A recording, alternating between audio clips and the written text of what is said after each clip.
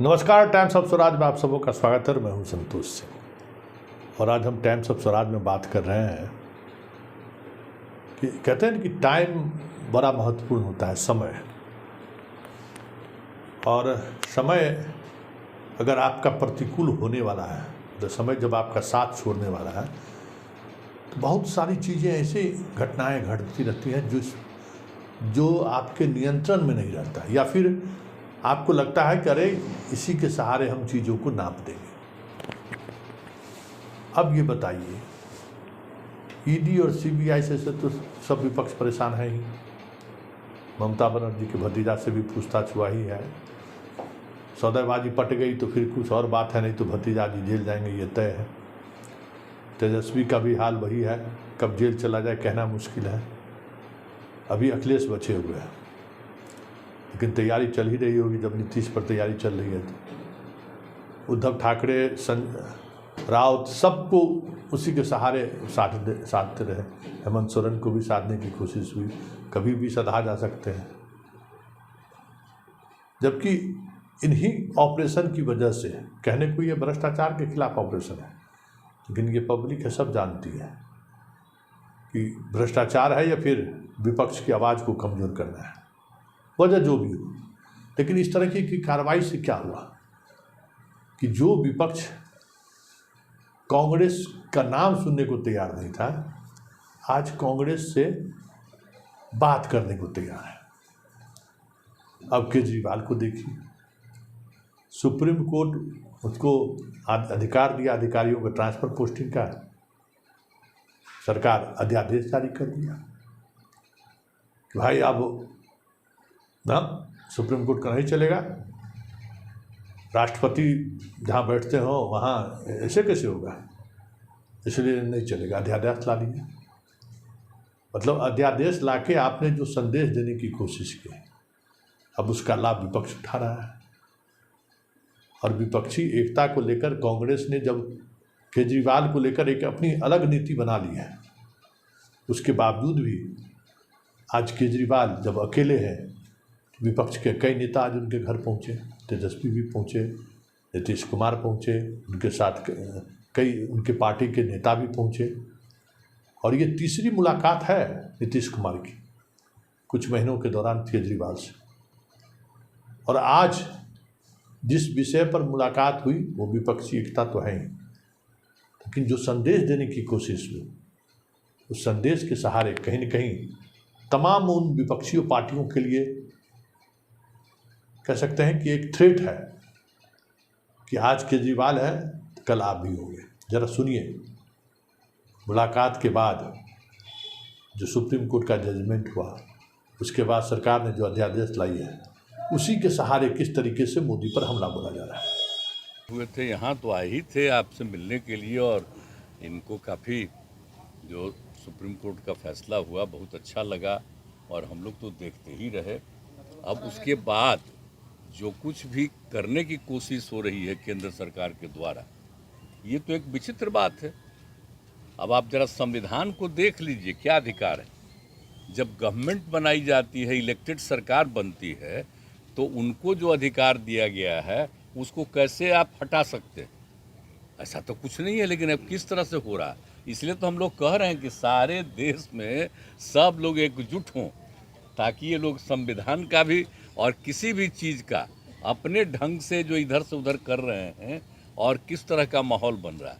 अब दिल्ली में इनको लोगों ने किस तरह से बहुमत दिया है, और किस तरह से सब लोग साथ हैं, और हम लोग इस बात को मानते हैं कि काम कर रहे हैं, बहुत अच्छा काम कर रहे हैं। और उसके बाद सुप्रीम कोर्ट का भी फैसला हो जाए तो राज्य सरकार को जो अधिकार है काम करने का, उस काम को रोक दिया जाएगा।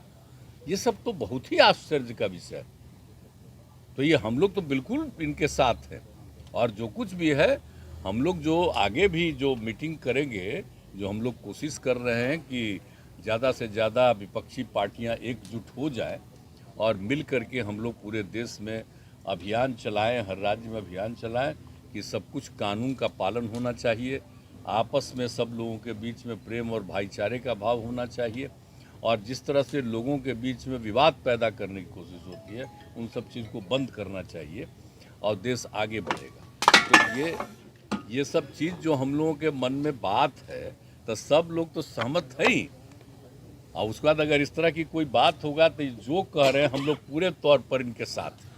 ये जो भी कह रहे हैं बिल्कुल ठीक कह रहे हैं, इनके साथ हम लोग हैं पूरे तौर पर हम लोग। एक मिनट तेजस्वी जी, देखिए सारी बातें माननीय मुख्यमंत्री जी ने स्पष्ट रूप से कह ही दिया है। आज की मुलाकात खास तौर पे इसलिए है कि जो लोकतंत्र है, लोकतंत्र में चुनी हुई सरकार को जो अधिकार मिले हैं और जिस प्रकार से जो नॉन बीजेपी स्टेट में जिनकी भी गवर्नमेंट है, बीजेपी लगातार उनको तंग कर रही है, परेशान कर रही है। तो जो परेशानी अरविंद केजरीवाल जी झेल रहे हैं, हम यहाँ पूरी तरीके से इनको समर्थन देने आए हैं कि इनके साथ अन्याय कर रही है केंद्र की सरकार। और जब सुप्रीम कोर्ट का जब जजमेंट आ गया तो सारी चीज़ें स्पष्ट हो गई, तो कुछ कहने वाली कोई बात ही नहीं है।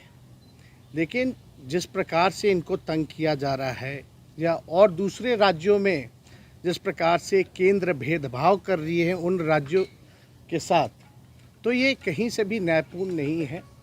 लोकतंत्र पर ये साफ दिखाता कि खतरा है। ये लोग संविधान को बदलना चाहते हैं, जो हर केस हम लोग मिल कर के होने नहीं देंगे। और मान लीजिए अगर दिल्ली में बीजेपी की सरकार रहती तो क्या एलजी की हिम्मत होती इस प्रकार का काम करने की? तो एक बात से पूरी तरीके से हम लोग विश्वास के साथ कह सकते हैं, जितना भी ये अरविंद केजरीवाल जी को सताएंगे, तंग करेंगे, ये उतने ही मजबूत होंगे। और मैं पूर्ण विश्वास के साथ कह सकता हूँ कि बीजेपी कभी भी दिल्ली में वापसी नहीं करेगी। सारी पावर्स दिल्ली की चुनी हुई सरकार को दी थी। उसके बाद उसके 8वें दिन सुप्रीम कोर्ट का आदेश आने के 8वें दिन 8 दिन के अंदर उन्होंने अध्यादेश जारी करके सुप्रीम कोर्ट के ऑर्डर को पलट दिया। चुनी हुई सरकार की सारी शक्तियां छीन ली, सरकार को बिल्कुल पंगु बना दिया और सारी ताकत एलजी को दे दी कि अब एलजी दिल्ली चलाएंगे। 5-0 से जजमेंट आया था, पांचों जजों ने, संविधान पीठ ने जजमेंट दिया था, उस जजमेंट को पलट दिया 8 दिन के अंदर। ये संविधान के खिलाफ है। उसके बारे में नीतीश जी आज आए थे और उनसे काफ़ी डिटेल में चर्चा हुई। उन्होंने पूरी तरह से समर्थन जाहिर किया कि ये उन्होंने वो हमारे साथ हैं, दिल्ली के लोगों के साथ हैं और दिल्ली के साथ जो अन्याय किया है केंद्र सरकार ने, उन्होंने कहा कि इसका मिलके लड़ेंगे। और मैंने उनसे निवेदन किया, अभी वो पूरे देश के अंदर विपक्ष को एकत्रित करने में जुड़े हुए हैं। मैंने उनसे निवेदन किया कि अगर सारा विपक्ष इकट्ठा हो जाता है, नॉन बीजेपी सारी पार्टियां इकट्ठी हो जाती हैं, तो एक तरह से राज्यसभा के अंदर अगर ये इसको बिल के रूप में लेके आते हैं तो इसको बिल के रूप में हराया जा सकता है राज्यसभा के अंदर। और अगर राज्यसभा के अंदर ये बिल हार गया तो ये एक तरह से 2024 का सेमीफाइनल होगा। आपने सुना केजरीवाल, नीतीश और तेजस्वी तीनों ने ये बातें रखी हैं कि मोदी डेमोक्रेटिक इंस्टीट्यूशन को ध्वस्त करने में लगे हुए हैं। मतलब एक माहौल बनाने की जो कोशिश होनी चाहिए वो कोशिश लगातार चल रही है और बीजेपी इन कोशिशों को बल प्रदान कर रही है किसी न किसी ऐसे फैसले की वजह से। कहते हैं ना, शुरुआत में ही कहते हैं कि समय जब आपका प्रतिकूल होगा कुछ ऐसे ही निर्णय होंगे। अभी आपको प्रतिकूल नहीं लग रहा होगा, लेकिन 2024 से पहले इस तरह के घटनाओं की वजह से सारा विपक्ष गोलबंद हो जाए तो कोई बड़ी बात नहीं होगी। और ऐसे में देश 1977 और 1989 का इतिहास दोहरा दे तो ये भी कोई बड़ी बात नहीं होगी।